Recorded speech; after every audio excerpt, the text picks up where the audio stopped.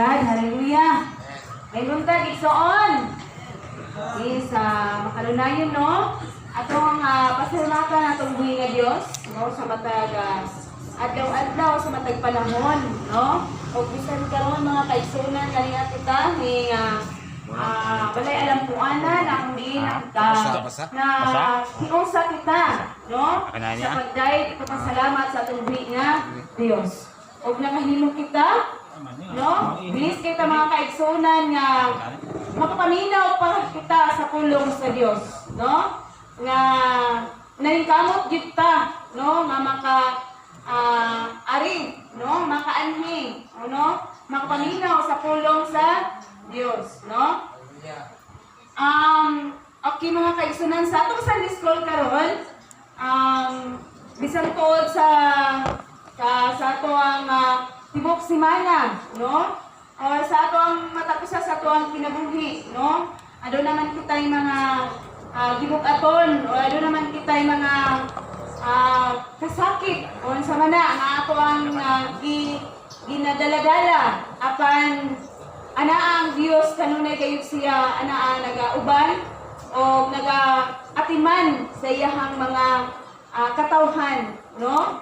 Mga kanunay usab kita nga magapasalamat sa iyang pagkamaayo sa tuang kinabuhi. Okay? So, karon mga kaigsunan sa atong Sunday School, so nagauluhan kaniog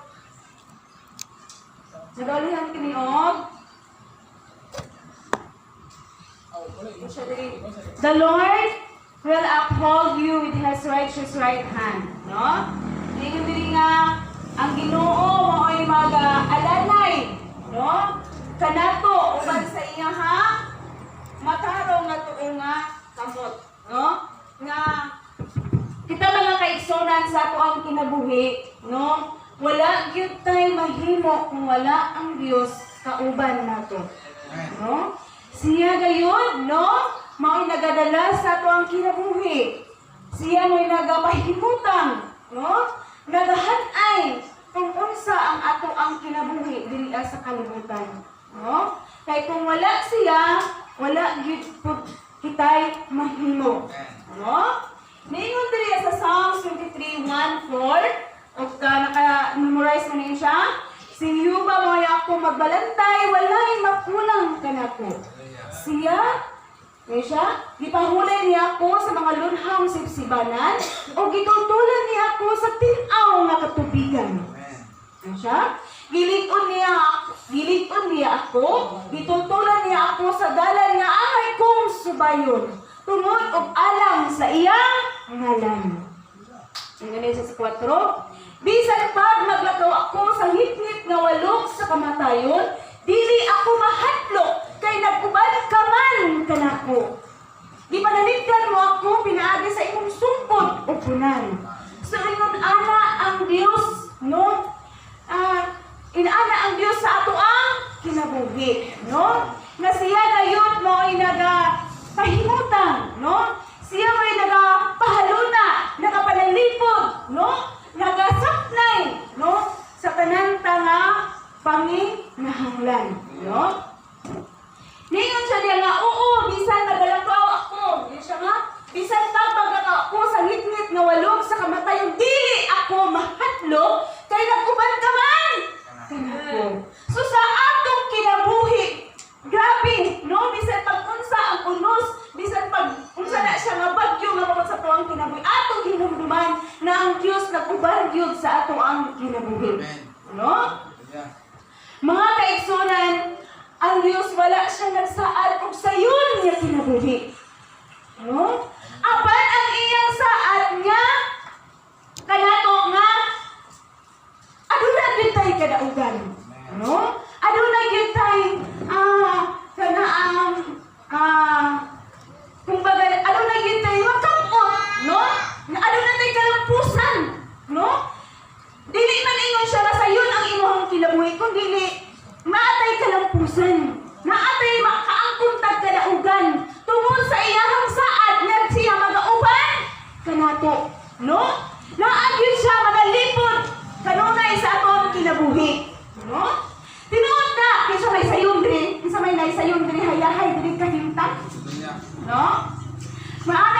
lisura nga Lord, anak man kanimo nga perti man akong lisura. Nga nang daghan man gid kaayo kong problema.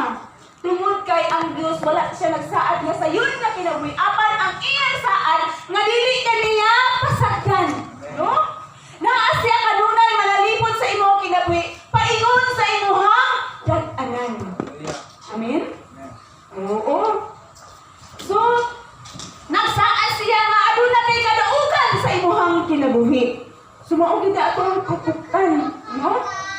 Kaya ang ato ang kini nga unos, kini mga bagyo, kini kapait sa ato ang kinabuhi. Mao ni siya gamiton aron mahimo ka panglig-on diha sa pagpangalaga sa atong nga Dios. No? Mao na gikinahanglan nga kita usab makabantay ni ana. Kay ug di ta kabantay, dito kita mapalayo kita sa presensya pod sa Dios. No? Okay. Gingon gani siya diha sa Jeremias 32:27. Ningon ang pulong sa Dios diha. Ako ang Ginoo, ang Dios sa tanang katawhan, walay butang malisod anang kanako. So kanang iyang mga saad, kini man siya mao ni sa ang promises of God, no? Mga saad sa Dios. Mo gid ni akong gikuan kay amot nga mausad niya nga ako ang nasa listol karon na grabe kaya ako ang katawa ako diri pero grabe gyud ang among gisagubang, no? Dili kita basta, no? Pero mao ni siya ang mga promise sa Dios, no? Ang mga saad sa Dios, no? Ningon siya nga walay butang malisod anang kanako. So sayon tanan diha sa among buhi nga Dios, no? So mao na ato ang kuptan. Nga kita nga mga anak sa Dios, dili ta may mabalaga, no? Kay naaman siya, no? Pero gikinahanglan po nga dili po siguro ta mo puyo ra. May nga kira man ko dili kay naman ko Dios, no? Dili ra ko mo lihok kay naman ko Dios. Buhi ang Dios, gawhanan akong Dios. No? So naatay sa atong mga panabot, no? So gikinahanglan nga sa atong kinabuhi ang punto man lang gutiha nga wala tay angay nga kabalak-an, no? Ang anak sa Dios dili gid siya angay nga mabalaka tungod kay anaaman ang Dios, no? Magauban o magapanalipod kanunay sa tuang kinabuhi. Amen. Praise the Lord. Okay. Ngayon po diya sa Hebrehanon 3:5. Ngayon ang pulong sa Dios. Yan siya. Ayaw higugma ang salapi. Kinahanglan makuntinto kamo sa unsay anaa kaninyo. Kay nag-ingon ang Dios, dili ko gayud kamo biyaan o tiligdan. So inana ang sa Dios nga dili kita niya biyaan ni kaligdan. So kung atong hunahunaon ang mga daghan man gud kaisaad sa Dios sa tuwa, no? Kung atong basahon sa Biblia, daghan gud kayo sa isaad, no? Apan kini nga saad iyo siya nga dili ta niya biyaan ni kaligdan. So kanunay gid ang Dios anaa sa ato ang kinabuhi. So matingala na lang ganita nga, nasulbad man ang ako ang problema, no? Nga perti man pala na akong lisura nga. Kas ako alaw, so ako na lang gid ni itugyan sa Dios nga siya gyud ang makapamuhat o siya ang magpahaluna sa amo ang panginahanglan, no? Mao na nga ang tanan gayud aduna gayoy kasulbaran kung ato gayud isahid or atong itugyan sa atong buhi nga Dios ang tanan nato nga mga plano sa ato ang kinabuhi, no? Dili ta mataranta, dili kita kay man og grabe nimo nga kabalaka ikaw na magihapon mag-antos, no? So mao nga ang tanan ato gyud itugyan og ato gyud isaad kung unsa gyud ang plano sa Dios sa ato ang kinabuhi, no? Sa matag usa ka nato, no? Sa ato karon magkalain-lain ang gitag kanang gibit-bit, no? Magkalain-lain tag mga kapait, no? Mga unsa ba na? O yung pa-Krusyan nga ato ang sa gubang diri sa kalibutan, no? Magkalain-lahi dili ta parehas, no? Ate kay sa kalisod, Unsa man diha ang atong gidala? Unsa yung gidala gilokno? Ano? Lahi-lahi. Sa pamilya, kung unsa man diha. Pero kanang tanan mga kaigsunan, no? Kana siya, aduna siya kahigayunan, no? Sa pag-usap sa imuhang kinabuhi, no? Kanang tanan, aduna gid siya kausaban, no? Sa atong kinabuhi, no? Kung kanang imong problema, kung kanang ato ang gisagubang karon, nakalingkawas ka, no? Inumanan sa atong buhi nga Dios, no? Wala ka nibiya sa Dios, og imo siyang malingkawasan, imo siyang unsa pa na? Imo siyang nakapot, no? Adunay kadaugan nga imong nakapot sa imong kinabuhi. So, adunay kausaban sa imong kinabuhi. No? Pero aduna say mga pagsulay na dili nimo makaya. Tungod kay nilayot man ka sa presensya sa Dios. So kanang tanan nga atong atubang nga mga kalisod sa atong kinabuhi, aduna na kita siya kausaban. Kung kanang mga kalisod sa atong kinabuhi, dili kay kita makaya, malayo kita sa presensya sa Dios. No? Pero ang saan sa Dios ninyo siya nga, dili ta niya biyaan o talikdan. No? So yung anak yun, nagiginahanglan sa atong kinabuhi nga makuntinton ta kung unsay anaa sa atong kinabuhi. Amen? Ang importante nga aduna naata doon sa presensya sa Dios, wala ka nilayo sa iyaha. No? Kay once gani malayo ta sa iyaha, kita mo palayo sa iyaha, diha gyud dili po ta mapanalipdan sa Dios. No? Gikinahanglan gyud nga doon ta sa atong buhi nga Dios aron ta niya panalipdan. No? Amen? Oo. So mga kaigsunan, mao na ang atong sa atong kinabuhi karon. Gikinahanglan gyud nga hugot gyud ta nga anaa gyud ta, duol gyud ta sa atong buhi nga Dios.